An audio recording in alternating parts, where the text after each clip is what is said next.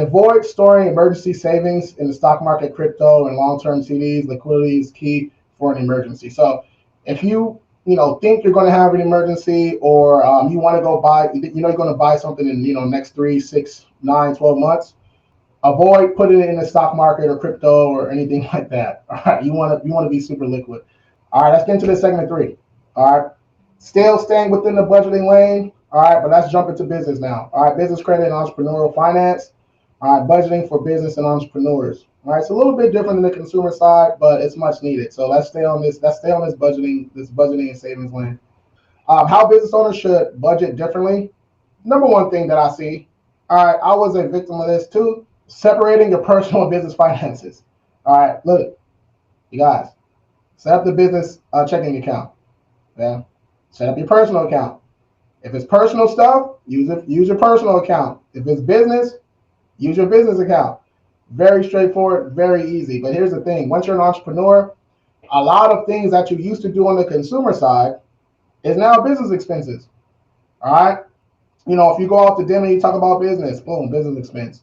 If you buy some clothes, but you buy them for marketing or something like that, business expense. You get a rental and you're using it for marketing videos or anything like that, business expense. All right. If you're going to buy yourself some shoes, some running shoes, that's personal. All right. If you're going out to get some lunch by yourself, personal. Okay. So it's very, very easy to separate the two. All right, but we all fall victim to it, especially my newer entrepreneurs that kind of just getting into it, right? It's an easy trap to fall into, right? And I've done it many times, right? So look at, even if all right, let's say there's a scenario where you don't have your Apple Pay stuff set up or your Google Pay set up on your phone, and you don't have your business cards attached, so you have to use your personal. All you have to do is, all right, all of our apps, Chase, Navy Fed, Bank of America, they all have this option now. You can go in, click that purchase. You can go in there and say business. And it says you can fill out the couple questions for your business. And then at the end of the year, okay, you go through all those statements and all the business charges. You add that to that business side. It's very, very, very easy to do. All right, okay. And if you don't know how to do it, I want you to go to this crazy website.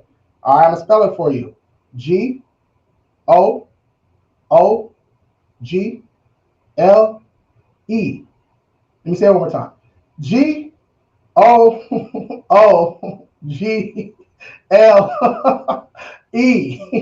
GOOGLE.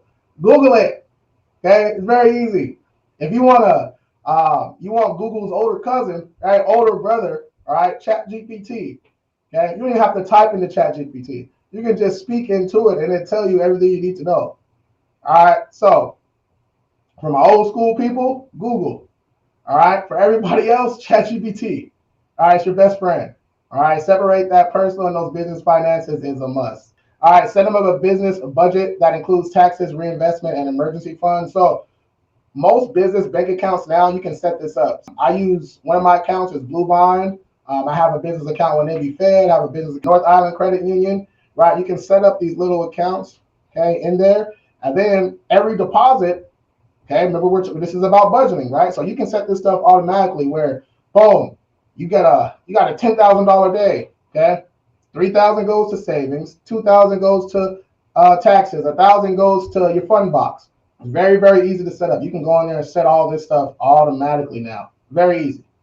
All right, let's go. Managing cash flow in business. All right, why cash flow is king? Profit doesn't mean you can afford expenses. All right. Cash flow is very, very, very important in business, of course, but just because you got a lot of cash flow in, don't mean you need to increase your expenses.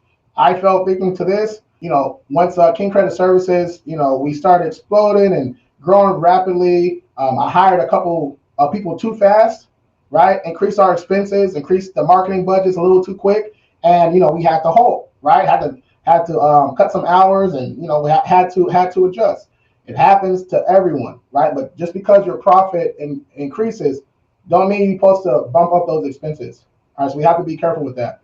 Best tools for tracking business expenses, the top dog, the big Q, all right, QuickBooks, all right? They even have a free version, okay? Their premium version is like $30, right? This is a non-negotiable, all right? Once you get your LLC set up, registered and all that stuff, get QuickBooks. Okay, QuickBooks even has savings and checkings account and stuff like that you can hook up to. They have a lot of resources on there.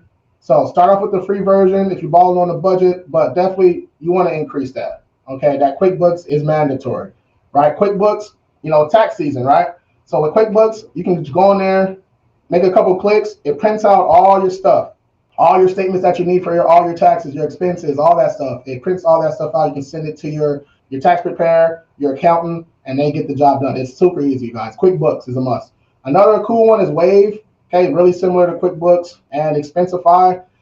Expensify is a little difficult to use. It's not as user friendly as Wave and QuickBooks, but you can do a lot more stuff. So if you're technical, go ahead and do Expensify. It's a little bit more expensive too. So QuickBooks, Wave, Expensify for tracking all those business finances. All right, saving for business growth. All right, so how much should a business save? This is going to be dependent on the business. So I read, and one mentor told me you should be saving half. I'm like, how can you save half your profit if your margins are only 15% or 20%? You know what I'm saying? So it's going to depend on what type of business you have. If you have a monthly recurring business, if it's commission, like whatever it is, it's going to depend. A nice easy number is always 10%, right? 10%, super easy number. You get a deposit for $300, $30 goes to the savings account. You get a deposit for $10K, $1K goes to the savings account. Sorry, 10%. All right. That's kind of how I got a lot of my accounts set up. Super easy numbers. Now, the more I see some tech companies, I go to different conferences and stuff like that, talking to different people, just expanding my business knowledge. Some of them have it set up where like the food industry, right? A lot of restaurants, their margins are slim, super slim, right? 5 to 12% margins. So like that profit margin is only 5 to 10%. So they don't want to do 10% of their 5% profit. You know what I mean? So there's a little bit different. So some people got it set up where like they're saving 2.4% of their deposits or profit, right? So it's going to depend on what type of business you're in, how much money you have incoming, and what you're comfortable with. All right. So I keep it nice and easy, real standard, 10%, and you're good to go. All right.